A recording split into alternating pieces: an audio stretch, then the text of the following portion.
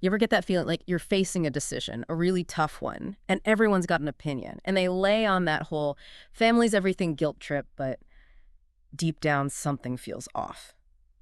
Today, we're diving into one of those situations where those gut feelings could be yelling at you, yeah, going no contact, specifically with a parent who's, well, narcissistic. Yeah, it's a choice, a deeply personal one. And honestly, it's often misunderstood. People toss that phrase around, no contact. But in this context, especially with family, it carries some serious weight. So right off the bat, let's break it down. What's no contact actually look like in action? Are we talking ignoring a few calls, or is it more intense than that? Oh, it's way more involved than just dodging a call. No contact is like cutting the cord completely. Phone, text, social media, even face-to-face visits, the whole 9 yards.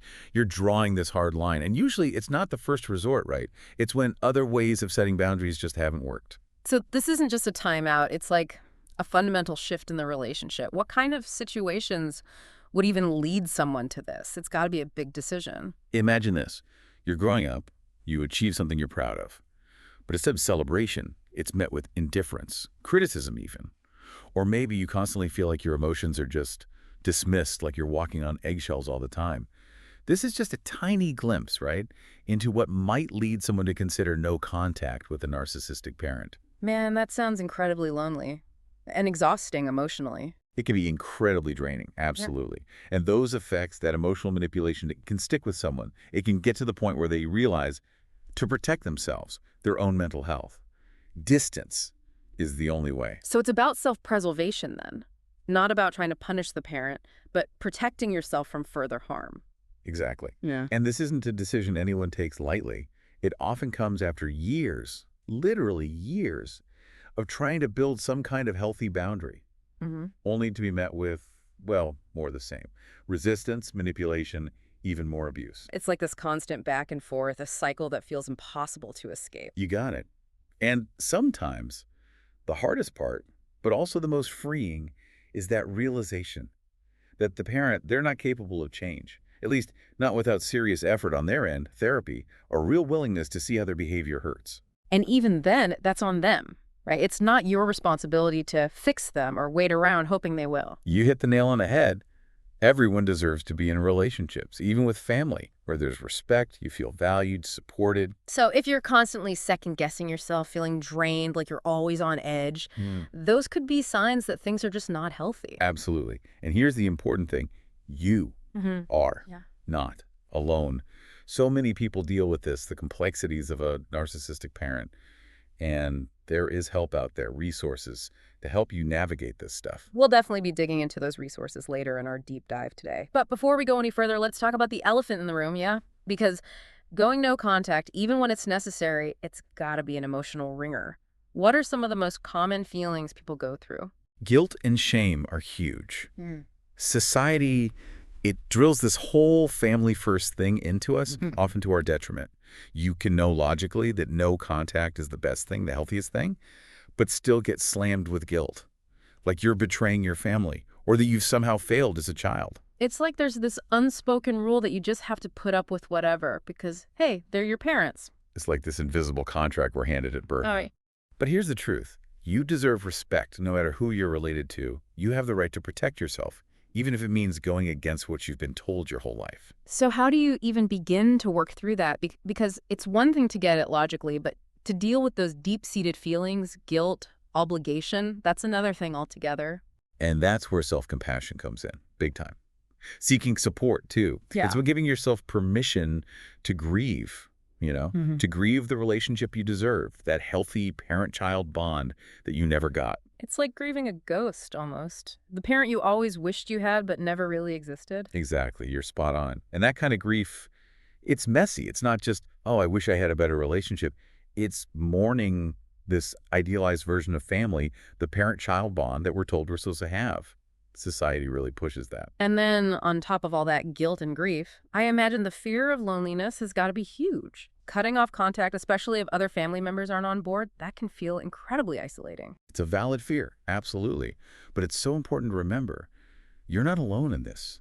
Not at all. There are support groups out there, therapists, even online communities, full of people who get it, who've been there. They can be a lifeline when those doubts and that loneliness start creeping in. So you're essentially building a new support system for yourself, a chosen family maybe, that can give you the understanding and validation that you're missing elsewhere. Exactly. It's about finding those people who lift you up, who encourage your growth, who respect your boundaries, all of that. It makes a world of difference. It really does. Now, let's say you've grappled with all that emotional stuff and you've made the decision, as difficult as it is, to go no contact. What's next? How do you actually sever those ties? What are the steps? Well, the first one is the most concrete. You physically cut off contact. Block their number, email addresses, unfriend, or block them on social media. All of it.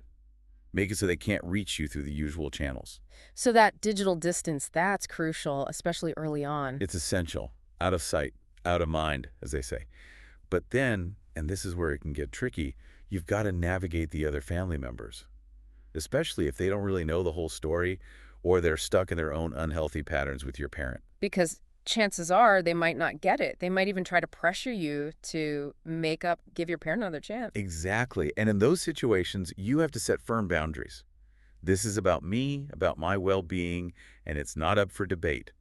You don't owe anyone a big explanation, especially not when it comes to protecting your own mental health. So it's about communicating those needs and boundaries, but not getting sucked into arguments or guilt trips. Absolutely. And here's the thing, even after you cut off direct contact, it's good to set up what I call emotional boundaries, Hmm. just to manage whatever might filter back to your parent through the grapevine.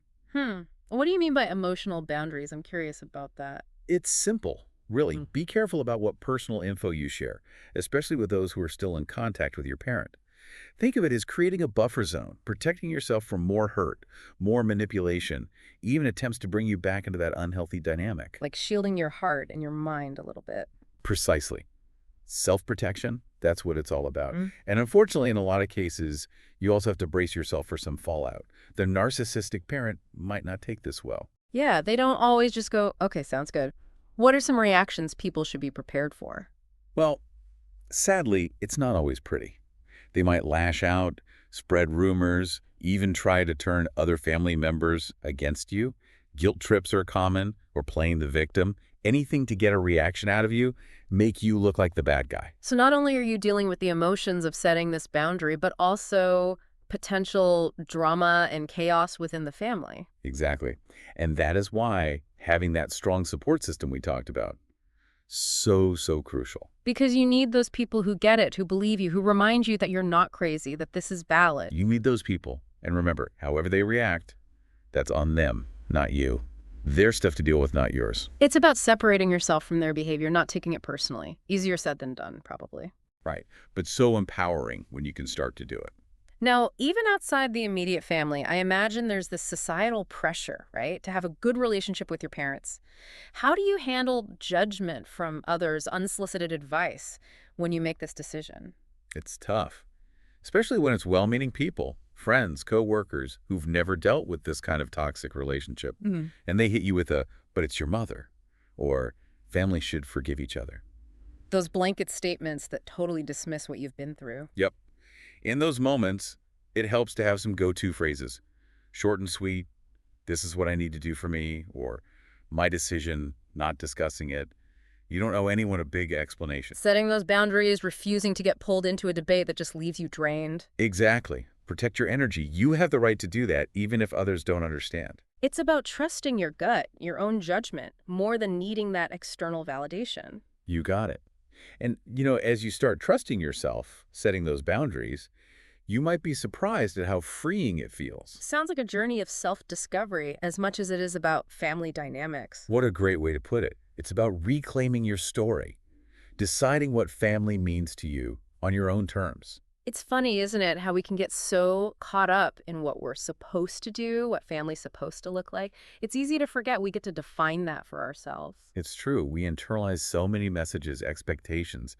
Part of healing is untangling that, figuring out what rings true for you. Absolutely. We've spent a lot of time on the tough stuff, right? The challenges, the emotions, the what ifs of going no contact. But let's flip the script a little. What about the good stuff? The potential benefits of making this really difficult choice? For many people, that first sigh of relief, that feeling of peace, It's like nothing they've experienced before. That constant worry, that sense of walking on eggshells, it starts to fade when you're not being bombarded with manipulation and negativity anymore. Like you can finally breathe again. Exactly. And with that newfound space, that emotional energy, that's where the real healing can begin. Processing the trauma, those unhealthy patterns, rediscovering who you are when you're not under the thumb of a narcissistic parent. You get your story back, your voice. Yes, you get to decide who you want to be without that weight on your shoulders, those expectations that were never yours to carry. And you know what? As you heal, as you grow, you start attracting healthier relationships into your life too. Because you're clearer about what you will and won't accept, those boundaries are stronger. 100%. You don't fall into those same old dysfunctional patterns. You build connections based on mutual respect, empathy, genuine care. It's like this whole new world opens up. It's a total transformation. Yeah. Going no contact, it doesn't erase the past, but it creates a foundation for something healthier, something better, where you're putting your well-being first, where your sense of self can actually thrive. That's powerful. But even with all that, I imagine it's not always easy, is it? Even after making the decision, what are some challenges people might still face? You're right, it's not a magic wand, unfortunately. Growing up with a narcissistic parent, that leaves a mark, often a deep one. Complex PTSD is something a lot of people deal with. Anxiety, depression, difficulty trusting people, forming secure attachments. So even though the direct source of the pain is gone, there's still work to be done. Those echoes of the past. They linger, absolutely. And because narcissistic abuse so often involves gaslighting, manipulation, self-doubt can be a huge hurdle. Questioning your memories, your perceptions, even your own sanity. It's like your inner voice has been distorted for so long. Exactly. So important to remember. Healing from this, it takes time. It takes effort. Be patient with yourself. Be kind to yourself. And often, having a therapist who specializes in trauma, that can make a world of difference. So going no contact, it's a huge step, but it's a step on a journey, not the destination. All said. We've focused on full no contact, but are there other options for people who aren't ready for that? Or maybe their situation makes it impossible to fully cut ties? There are, though it's important to go into those with eyes wide open and a lot of self-awareness. What do you mean by that? Well, sometimes completely separating isn't possible. Shared responsibilities, like caring for an elderly parent, legal stuff, finances, or emotionally, someone might not be ready for a clean break, and that's okay. So what are some of those alternatives? Low contact is one that's pretty common. Basically, you reduce contact as much as possible, strict boundaries on how often you communicate, what you're willing to talk about. Instead of daily calls, maybe it's a monthly email with very clear lines about what's off limits. Exactly. And even within those limited interactions, enforcing those boundaries is key. Don't get pulled into conversations that drain you or trigger you. Protect your energy no matter what. Exactly. Another one is civil contact, often used when some interaction is unavoidable. Family events, legal stuff. Sounds like how you'd interact with a coworker you can't stand, but you have to be professional. Polite, but distant. Perfect analogy. Keep it surface level, logistics only. Don't share personal stuff. Don't get into emotionally charged topics. Building that emotional shield around yourself. You got it. And then there's the gray rock technique. This one can be really helpful if the narcissistic parent is especially manipulative or volatile. I've heard of that one. It's like emotional self-defense, right?